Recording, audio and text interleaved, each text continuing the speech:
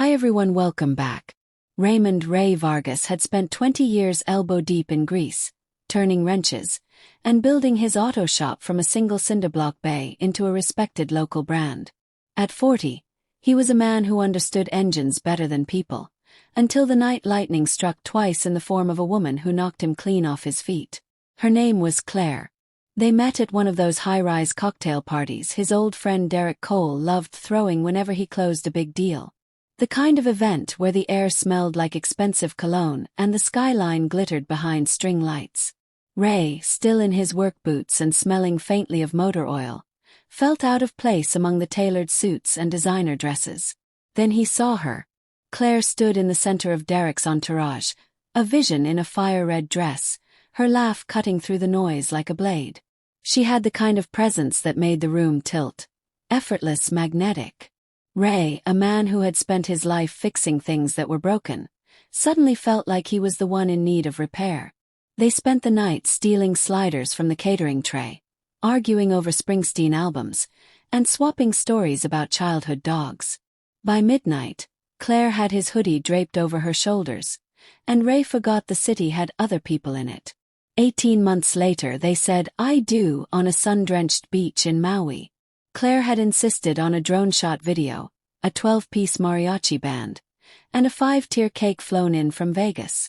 Ray didn't care about any of it. He just wanted to watch her dance barefoot in the sand. Back home they settled into a rhythm. Ray's first marriage had been a wreck. His ex-wife Lena, a kind soul lost to addiction, had left him with scars and a son, Ethan, who'd grown up too fast. By the time Claire entered the picture, Ethan was 22, freshly graduated, and cautiously calling her mom-adjacent to spare Ray the long explanations. Ray's auto shop, Vargas & Sons, had grown from a leaky roof garage into a local institution. He had 3 veteran mechanics, a front desk manager who treated him like a celebrity, and expansion plans simmering in the back of his mind. Money wasn't Silicon Valley crazy, but it was steady, and for a working-class kid from Akron, that was its own kind of miracle. Claire loved the perks: spa weekends, midnight sushi runs, shoes that cost more than Ray's first truck.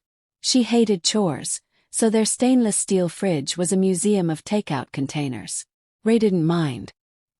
He'd rather rebuild an engine than chop onions, and Claire's laugh could still light up a room faster than any chandelier. Then, in year 3, the cracks started showing. Ray's friends were becoming grandparents, and the longing for a second chance, a do-over without the shadow of Lena's addiction, hit him hard. One night, he pictured tiny sneakers by the door, Claire humming lullabies in her smoky alto. He brought it up over coffee. Claire's smile tightened. Ray, sweetheart, do you know what pregnancy does to a body? And who's going to run off to Turks and Caicos with me if I'm stuck nursing at home? She kissed his cheek and called him adorable. Ray let it go, but the wish dug in like a splinter. Then came the Miami trip request. Just me and the girls, 5 days, direct flight, hotel right on South Beach, she chirped, scrolling through resorts on her iPad. Ray's gut twisted. Why don't we go together? She rolled her eyes so hard he swore he heard them click. The argument exploded like a summer thunderclap. Claire accused him of being controlling.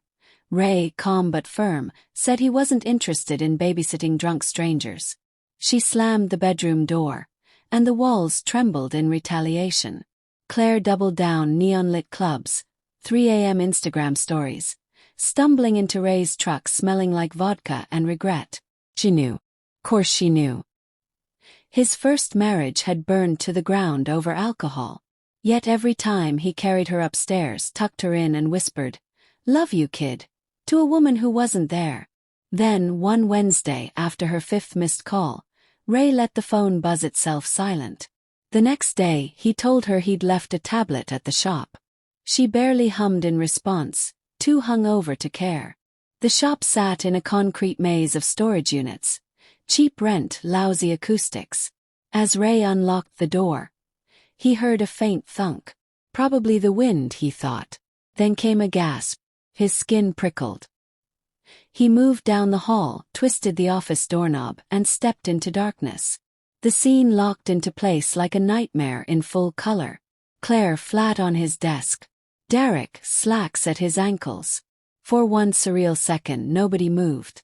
Then Ray's heart punched his ribs and he charged. Derek took the first hit like a crash test dummy, slamming into file cabinets. Ray might have been shorter, older, but rage was a hell of an equalizer. Asterisk. You run out of women, Derek. Asterisk. Ray snarled, every word tasting like battery acid. Derek, ever the arrogant bastard, smirked. Asterisk. You think she's yours. Asterisk. And then it spilled. The late-night club meetups, the secret motel detours, the entire affair playing out just beyond Ray's peripheral vision. Claire's voice cracked like glass. This is on you. If you'd just let me take that trip. Ray's rage did something unexpected. Cooled. He let go of Derek's collar. Watched him scramble for dignity. Then he turned to Claire. Keys. Door, he said, his voice arctic. Don't come home. The divorce was swift. The prenup, ironclad, drafted by a shark of a lawyer, left Claire with nothing but her suitcase. She crashed with Derek at first, convinced he'd propose. But Derek, a perpetual bachelor, offered an allowance instead. She could be Tuesday and sometimes Saturday if she kept her options open. Claire agreed, until she realized luxury without love was just gilded loneliness. Ray meanwhile rediscovered mornings.